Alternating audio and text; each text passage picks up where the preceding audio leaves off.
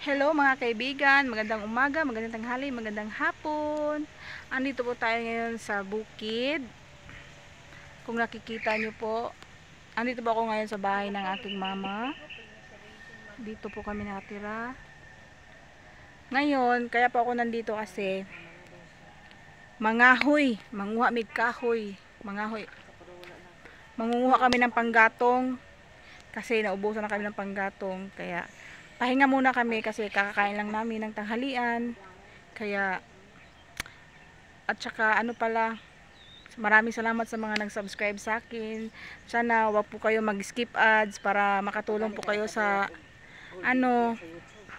para makatulong din po kayo sa aking YouTube channel. Salamat po. Kuha muna tayo ng itak para natin sa kahoy. Ito nga. Ma, sundang. Madto na may mintras medyo halandong na. Oh, naman dito. Mo mangahoy po daw kuno siya. Lah, sanggot man din. Mo man akong gidala sa una habol. Habol pero nasamad akong kamot.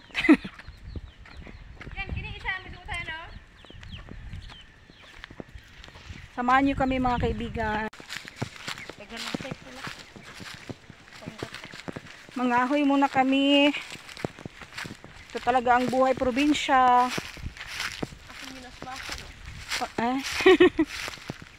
Binabasa mo na?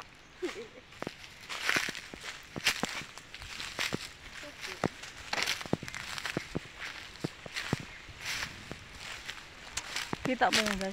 Diha pa tayo lang ko nunoy o. Kay gidugnas dira. Dira tati kay patag. Dira ta ka patag. Gidugnas ba di ay? Kay ngayon tilay lang ali sa mga tao kay.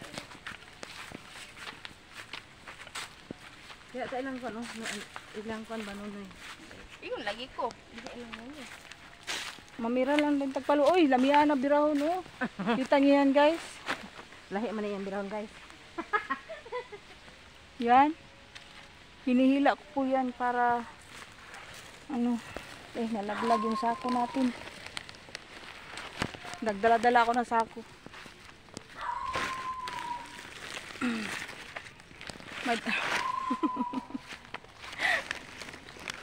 Ano ba ito? Laglag ng laglag eh. May dala akong sako kasi lagayan natin ang kahoy.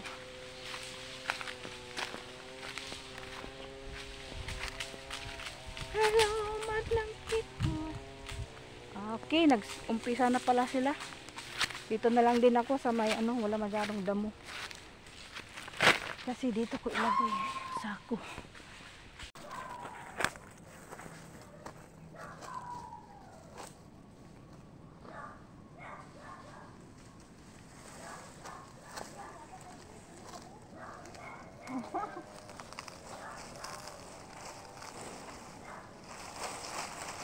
Right, ma'am?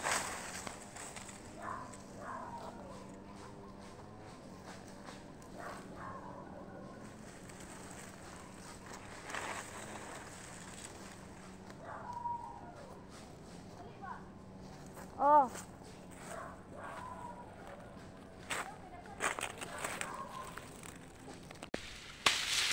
Guys, busy na sila guys, oh. Nagmamadali na kami kasi malapit ng umulan. Ha?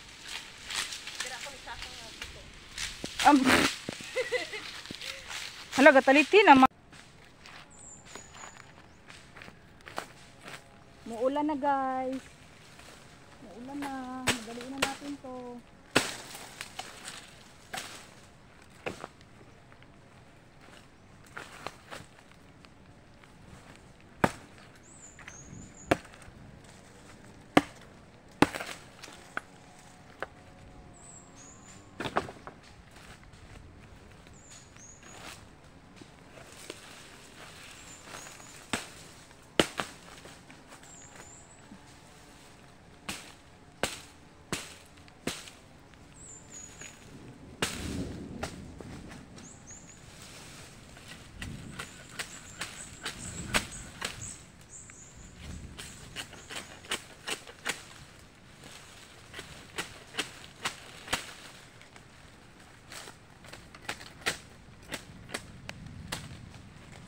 Na, mabasa na niya itong kahoy.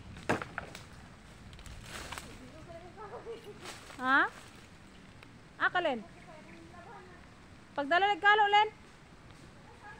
Katong sa balay ba? Nakakang mama katong lingin.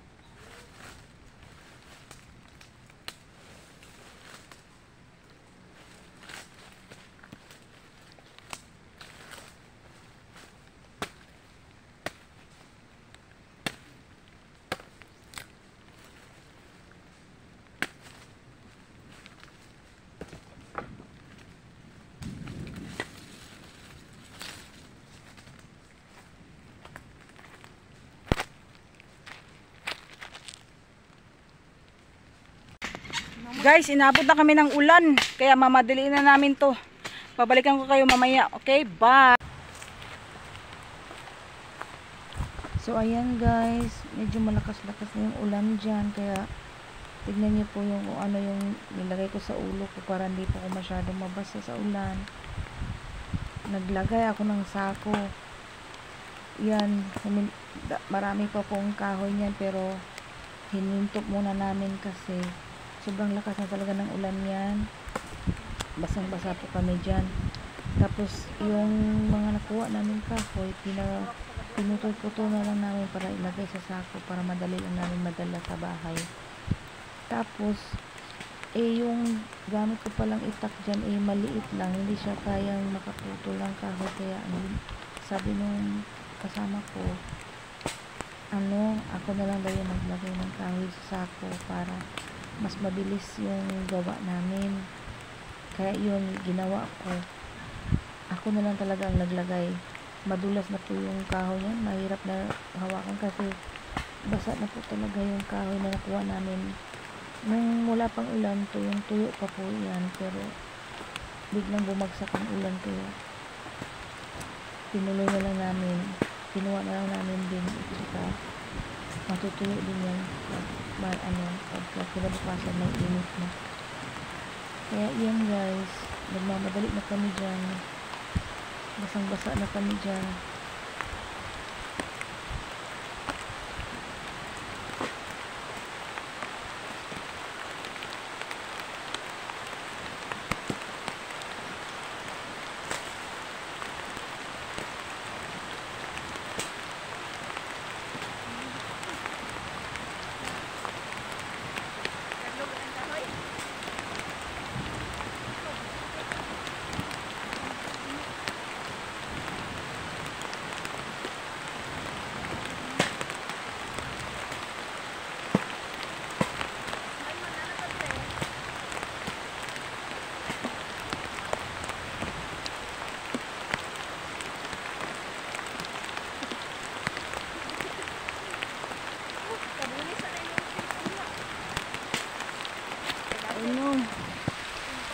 Oh no guys, di na maawatan ng ulan. Bye, balikan ko kayo mamaya. Salamat. I-end ko na po yung vlog ko. Salamat po sa pagsubaybay. Bye bye. Maulan na po kasi. Bye bye muna.